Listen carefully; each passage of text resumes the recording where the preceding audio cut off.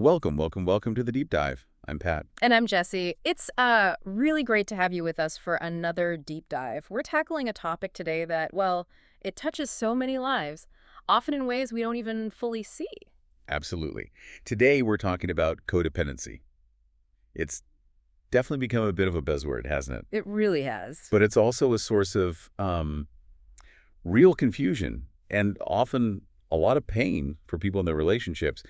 Gets thrown around, but what are we really talking about? You're right. And to help us kind of get our arms around it, we've gathered, well, quite a stack of sources. We're looking at personal essays, some really candid Reddit discussions, but also expert definitions from psychologists, mental health orgs like Headspace, Psych Central, and Codependence Anonymous, codea.org. So a real mix. Our mission today is to really unpack this. It's a complex dynamic for sure. We want to help you understand what codependency actually is, maybe where it comes from. Yeah, those deep roots. Exactly. And the subtle ways it shows up day to day. And really importantly, what steps people are taking, to move towards healthier connections. Think of this as maybe your shortcut to getting informed on something that might spark some aha moments, about your own life or maybe people you care about. We want to get beyond just the surface level. Okay, let's unpack this then. So let's start with the basics. Codependency. The word itself, it can sound a bit clinical, maybe a bit distant. What exactly is it? Well, what's interesting is how the definition itself has sort of shifted over time. It used to be tied much more closely to addiction recovery. Right. But now it's broader. Darlene Lancer, she wrote Codependency for Dummies. She calls it the disease of the lost self, which I think is incredibly spot on. Lost self. Wow. Yeah. It's this constant unknowing and untrusting of self. You basically lose track of who you are outside of the relationship or the dynamic. That really connects with a definition from two chairs I saw. They describe it as an unhealthy, dysfunctional pattern of relating. It's about this excessive reliance on others for approval, identity, and self-worth. Often, at the expense of your own needs, your boundaries, your sense of self. Exactly. It's not just depending on someone that's normal, healthy even. We're social creatures. Right. It's the excessive part where your identity gets tangled up, enmeshed with someone else. Think of it like a Venn diagram. Okay. In a healthy, interdependent relationship, the two circles overlap a bit, but each person keeps their own distinct shape, right? Makes sense. In codependency, those circles merge way too much. They almost become one big blob, and individuality gets diminished, lost even. That Venn diagram image is really helpful. So what does that feel like, that merging, for the person experiencing codependency day to day? Oh, it often feels like walking on eggshells. Like your whole emotional state depends entirely on the other person's mood or approval. You might find yourself constantly scanning them, trying to figure out what they need, feeling this huge weight of responsibility for their happiness. There's this pervasive anxiety underneath it all. Anxiety about what? About not being needed. Or about being abandoned if you aren't useful enough, or if you don't please them enough. Your own wants, your opinions, even simple preferences, they just fade away. Because you've learned that external validation is the most important thing. It's exhausting. That sounds incredibly draining, which leads to the big question, right? Why? Why does this pattern start? Where does it actually come from? Yeah, the roots, our sources are pretty consistent here. It almost always points back to childhood, family dynamics. It's very often a learned behavior. The Headspace essay we looked at painted such a vivid picture. This person described a home with a mother who was part superhero, part emotional oppressor. Wow. And an angry alcoholic father with the emotional availability of a garden gnome. Yeah. That sounds like just constant instability, creating what they called a reactive state. Exactly that, a reactive state. Mental Health America talks about codependency being a learned behavior that can be passed down. It literally affects your ability to form healthy relationships later. Dr. Sean Byrne explains it well. She says kids often learn to push down their own needs to please a difficult parent.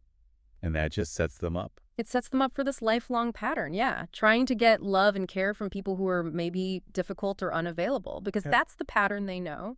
And Dr. Nicholas Jenner, he shared his own story, didn't he, on I Am a Codependent. Growing up where emotional needs weren't met, where boundaries were blurry, he learned his value was tied to my ability to meet the needs of others and always neglecting his own. He even got rewarded for being the selfless good child.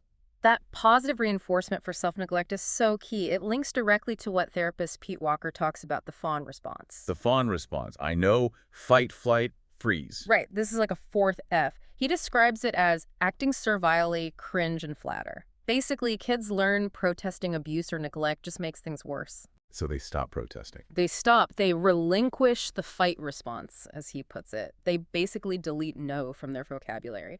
They try to buy safety by being useful, pleasing, indispensable. It's a survival strategy then. Absolutely pure survival.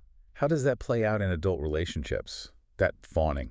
Well, Walker describes it as potentially becoming unceasingly loyal as a dog to even the worst master, constantly trying to appease, to fix things, smooth everything over, even when it's clearly harmful to them. Wow.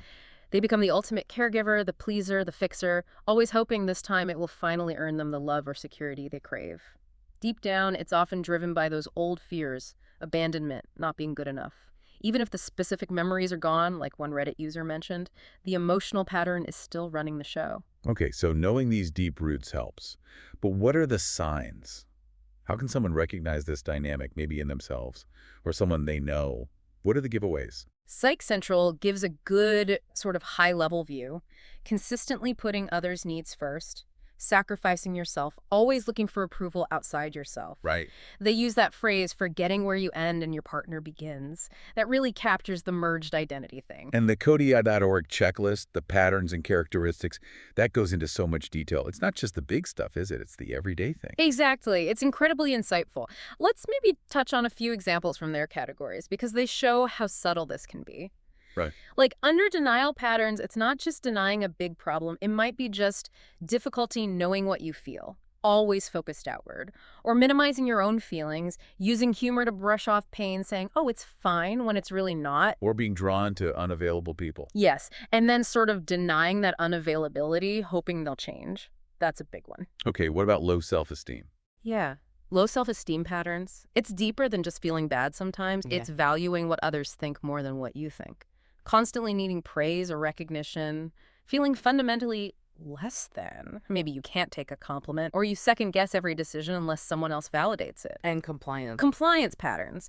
This can look like extreme loyalty, even when it's harmful, staying too long in bad situations, or bending your own values to avoid rejection, becoming a chameleon, and being hyper-aware of others' feelings, almost absorbing them, taking responsibility for how they feel. That sounds exhausting. It is. Then there are control patterns. Not always overt bossiness, though it can be. It might be believing others just aren't capable without your help. The rescuer. Exactly. Always giving advice, even when it's not asked for, and then feeling resentful if your help isn't accepted because being needed is tied to your self-worth. Okay, one more avoidance. Right, avoidance patterns. This seems counterintuitive maybe, but it fits. Avoiding real intimacy because vulnerability feels too dangerous. Keeping people at arm's length. Or suppressing feelings to avoid conflict. Sometimes it's that push-pull dynamic, pull someone close, then push them away when it feels too intense. Wow. That list really covers a lot of ground. It makes sense how boundaries would be a huge issue here. Healthy boundaries seem like the exact opposite of all this. You nailed it. Healthy boundaries mean knowing your needs, saying yes and no appropriately, communicating clearly, and respecting others' no. Codependency often involves what are called porous boundaries. Porous. Like leaky. Kind of, yeah. Difficulty saying no, oversharing too soon, getting way too tangled up in other people's problems, their drama. You lose the line between caring about someone and feeling responsible for them. You're giving and giving, but maybe from an empty place. And that connects to the drama triangle, right? Yeah. That model Dr. Jenner mentioned. Rescuer, victim, persecutor. How does that cycle keep people stuck? The drama triangle is such a useful visual. The codependent often starts as the rescuer, fixing, advising, taking over. But when that doesn't work or isn't appreciated, They feel let down. right, they slip into the victim role, feeling powerless, resentful, poor me.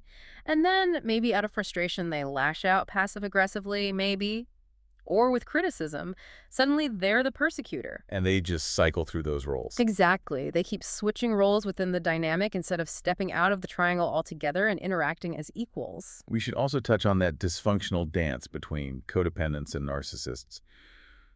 My Wellness talked about this. It can look like intense passion, apparently, but it's actually toxic. Yeah. Why do those types often end up together? It's like a lock and key in a really unhealthy way. The codependent, needing to be needed, becomes the perfect caregiver and audience for the narcissist, Yeah. who craves admiration and external validation. So the codependent gives, the narcissist takes. Pretty much. The codependent finds value in catering to the narcissist's needs, hoping for love or appreciation. The narcissist gets a steady supply of attention and care without having to give much genuine emotion back. The codependent's porous boundaries make them vulnerable, and the narcissist exploits that. It feels intense, maybe even addictive, but it ultimately leaves the codependent feeling drained, used, and more lost than ever. Okay, wow. That paints a pretty bleak picture. It sounds like such a deeply ingrained, painful cycle. So what's the way out? How do people break free and move towards something healthier, towards real connection? Well, the really good news, and this is vital, is that because it's learned, it can be unlearned. That's the hope here. Yeah. And the first absolutely massive step, as so many people on Reddit pointed out, is awareness. Just seeing it. Just seeing the pattern, recognizing it in yourself. That's the starting point for everything else. The Recovery Village actually laid out 4 clear steps for recovery. It gives a nice framework. Yeah, what were they? First, abstinence, which is key if there's also addiction involved, getting clear-headed. Second, awareness, like you said, acknowledging the problem. Third, acceptance, accepting the unhappiness, but also, importantly, accepting your own role in it. Not blame, but recognizing you have agency. Right, the power to change your part. Exactly. And fourth, action, actually changing the behaviors, the thought patterns, to build healthier ways of relating. And therapy is, highly recommended for navigating that action phase. Things like CBT, cognitive behavioral therapy, can be super helpful. How does CBT work for this? It helps you identify those automatic negative thoughts. I'm not good enough unless I help them. If I say no, they'll leave, and then challenge and change them. Family therapy can help break patterns if the whole system is involved. And group therapy, like Coda, is amazing for support. Just knowing you're not alone is huge. Yeah, that community aspect seems really important. And the personal stories we found had such practical advice. Haley McGee on Healthy Place, she wrote about her own recovery after a tough breakup. Her list was so concrete. It really was. Things like journaling, setting realistic expectations. What were some of the most powerful ones from her experience? And maybe how do they actually help someone unlearn these deep patterns? Okay, yeah, good question. Let's take journaling. She called it the portal back to my identity. How does writing help you find yourself again? Right. It creates a space, a private space to untangle thoughts and feelings without judgment. When you write it down, you can sort of observe it rather than just being swept away by it. You start hearing your own voice again, separate from others' needs or expectations. Okay, that makes sense. What else stood out? Rebuilding a social web. Her chosen family. Why is that so important? Because codependency often isolates you, making you overly reliant on one person. Spreading the load, kind of. Exactly. Diversifying your support system. It reduces the pressure on any single relationship and gives you multiple places to practice healthy relating, setting boundaries, getting different perspectives. It builds interdependence. And what about the small stuff? She mentioned prioritizing creature comforts and small desires. That seems almost too simple. But it's profound. When you're codependent, you often completely ignore your own small needs and wants. Consciously choosing your favorite tea or taking 5 minutes just for you, it sends a message to your brain. I matter. My needs are valid. It's like flexing a muscle. You haven't used the muscle of self-care and self-attunement. It helps you reconnect with your internal compass. Turning inward for validation instead of always looking outside. Precisely. That's the core shift. The author on Surviving Mom blog talked about realizing my happiness was my responsibility, that she could love and support someone, but she couldn't fix them. That's a massive realization. Huge. It's about valuing yourself separate from your roles or how useful you are to others. Accepting your feelings are valid, period. Shifting to an internal locus of control. You start to own your own well-being. And she talked about teaching her daughter differently, right? Teaching her responsibility for her actions, that it's the parent's job to care for the child, not the other way around. Yes, breaking the cycle. Modeling that healthy self-responsibility and boundaries for the next generation. It's so powerful. So it really is about moving from that external focus to an internal one, embracing interdependency where you need that solid sense of self first. Exactly. Like Darlene Lancer said, love actually requires the exercise of power. Not power over, but the power of a whole autonomous self connecting with another whole self. Wow. This has been quite a journey through codependency. We've seen the deep roots, the many ways it shows up, but also, importantly, that there's a clear path toward healing. It's not hopeless. Definitely not. And, people often talk about recovering from codependency rather than being cured. It acknowledges it's an ongoing process. Little victories. Yeah, little victories along the way. It's a path of immense personal growth, really, leading towards a much more authentic way of living and relating. So as we wrap up, maybe something for you, our listeners, to reflect on. What does taking responsibility for your own well-being truly look like for you? Even if that first step towards prioritizing yourself feels, well, maybe a bit terrifying. Thank you all so much for joining us for this deep dive, your curiosity, your willingness to explore these topics with us. It really makes these conversations worthwhile. We really hope you enjoyed it. Please do come back and join us for our next deep dive. And hey, if you like what you heard today, please like, share it, maybe leave a comment. We genuinely love hearing your thoughts. Until next time, be well.